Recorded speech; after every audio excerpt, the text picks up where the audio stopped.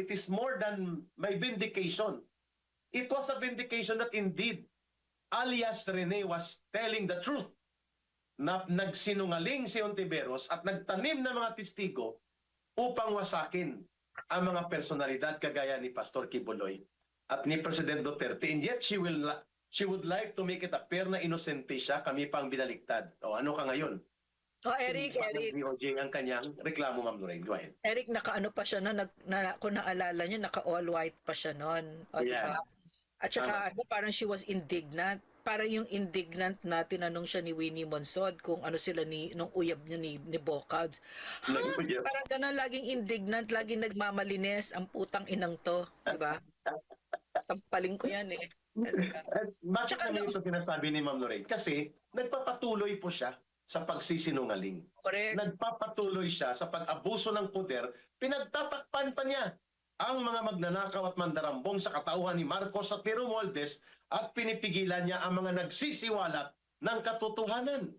Ang mga Gutesa, si Sergeant Gutesa, ang mga Diskaya, ang mga gustong ipalabas ang katotohanan sa boss nila na si Marcos at Romualdez, yun ang kanilang hinaras, yun ang kanilang ginigipit, kaya kami po ay ganito ka-emotional ni Ma'am Lorraine kasi ganyan ang ginawa nila kay Pangulong Duterte at kay Pastor Kibuloy as sa pamunuan ng Kingdom of Jesus Christ. Kaya kahapon, sinabi ng DOJ, walang mali sa pagkokomentaryo dahil yun ay nakabatay sa witness at revelation. At kung hindi mo nagugustuhan, then you answer it in public opinion. Do not use the law to harass people to make public commentaries on you. Ma'am Lorraine. At saka what was I going to say? Alam mo itong si Virus, no? Ang dami-dami niyang ek na ganyan. And what for? Because nga she wants to be president, di ba? Agree. Sabi pa nga niya, no, I'm almost quoting her, sinabi niya the word that she used was slay. She wants to slay Inday. And the Kahapon yan, latest... Mama.